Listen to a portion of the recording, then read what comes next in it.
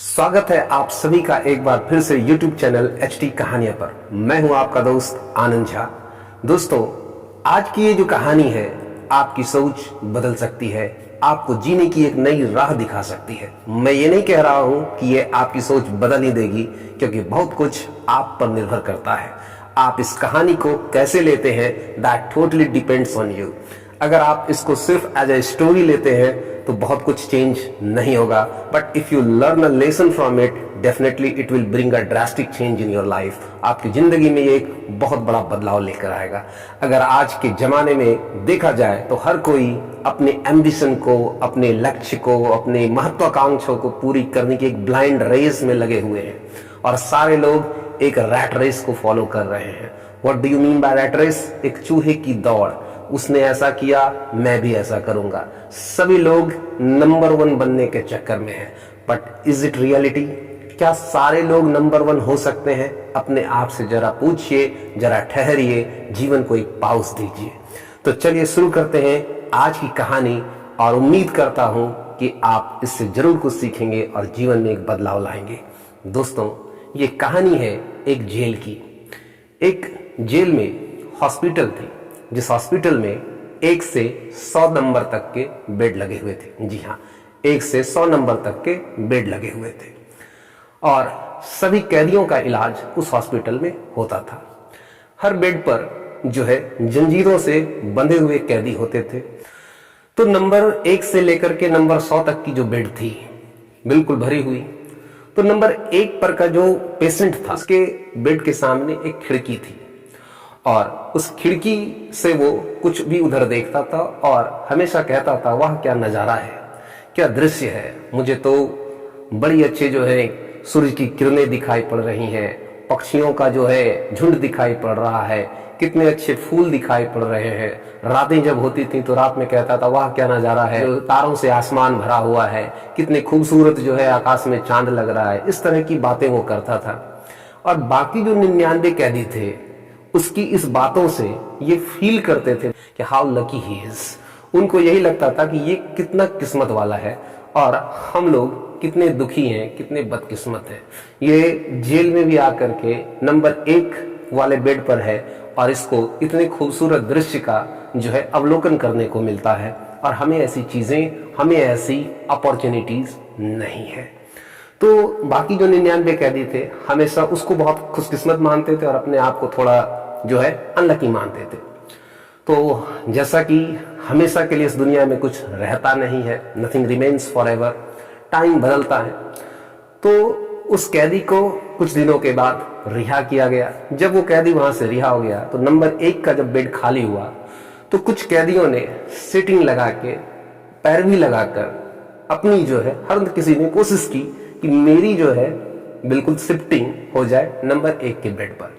Finally एक कैदी किसी तरह सेटिंग करके नंबर 1 बेड पर चला गया। अब वही वो फील कर रहा था कि मुझे अब तक में मैंने जितनी चीजों को मिस किया है, जो वो नंबर 1 वाला जो पहला कैदी था, जिसने सारे इस खूबसूरत दृश्य का, सारे खूबसूरत साइट्स का जो है बिल्कुल जो है बहुत मजा किया, एंजॉय किया, तो आज ये सोच रहा था कि मुझे भी ये सारी चीजें देखने को मिलेगी। But you know what happened? It's totally shocking for him. जब वो खिड़की से बाहर देखता है तो देयर वाज नथिंग, कुछ नहीं था। It was only the high wall of the jail. बिल्कुल जो है जेल की ऊंची ऊंची दीवारें थी, नथिंग एल्स, कुछ और नहीं था।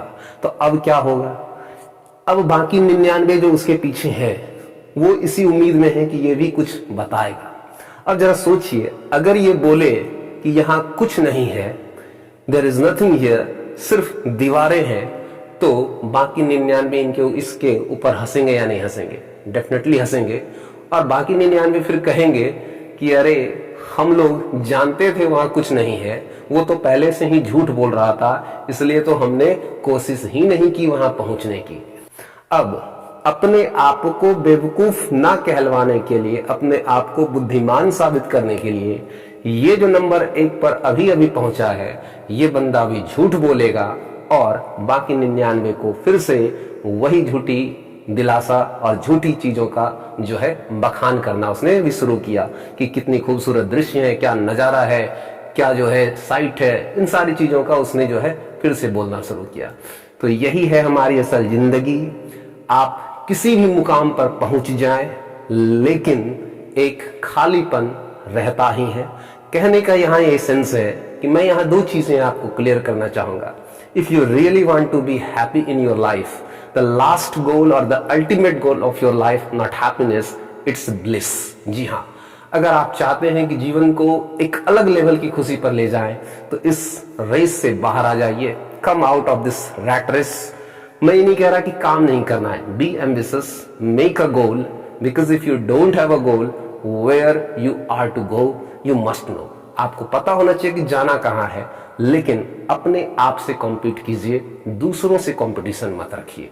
Okay, don't compete to others, compete to yourself. खुद से कॉम्पीट कीजिए। और एक बात यहाँ पर और मैं आपको कहना चाहूंगा कि देखिए, अगर आप चाहते हैं कि खुशियां बरकरार रहे, तो कभी भी अटैचमेंट आउटकम से मत रखिए। एम्बिशन का मतलब क्या है कि मुझे ये मिले, मैं ये चाहता हूं, मुझे ये मिलना चाहिए, at any cost, by hook और by crook, anyhow I want to get it and I have to get it. तो ऐसा नहीं होना चाहिए। बस दो चीजें मैं यहां पर आपको कहूंगा कि while doing you must just do as it depends on you, and after doing that you are to leave it at it depends on God. Okay, जब आप कुछ कर रहे हैं तो आपको इस तरीके से करना है कि जैसे सब कुछ आप पर निर्भर है। झोंक दीजिए अपने आप को, जान लगा दीजिए, 100% एफर्ट लगाइए। लेकिन एक बार आपने अपने पूर्ण समर्पण के साथ जब काम कर लिया, तो उसके बाद छोड़ दीजिए बाकी विधाता के हाथ। अब बाकी जो करना होगा उनको करना होगा। आपकी इच्छा के अनुसार अगर आउटकम आता है तो दैट्स ओके, ना मिले तो ये मलाल मत रखना कि नहीं मिला। बस एक चीज करना है कि आपको ये संतुष्टि होनी चाहिए कि how much I could I did. जितना मैं कर सकता था मैंने किया। आपका एक ही काम है, अपने आप का बेस्ट दीजिए। जैसे अभी ये मैं वीडियो बना रहा हूं, मैं अपनी जितनी एफर्ट लगा सकता था, जितनी चीजें मैं कर सकता था, आई डिड। अब ये वीडियो चलेगी कि नहीं चलेगी, यूट्यूब पर वायरल होगी या नहीं होगी, आप इसे कितना प्यार देंगे, आप कैसे इसको लेंगे, that totally in your hand. Okay, ये सारी चीजें आपके हाथ में है। सो चलते चलते मैं आप सबसे एक बार फिर से कहना चाहूंगा, खुश रहिए, अपने जीवन को एक नई दिशा दीजिए, काम में कभी कोई कोताही नहीं कीजिए, कभी कमी नहीं कीजिए, लेकिन जो मिले उसमें खुश रहिए और अपने आप को बेटर बनाते रहिए। Thank you very much to give your precious time. See you in the next video. Till then, bye bye. Stay healthy and stay safe.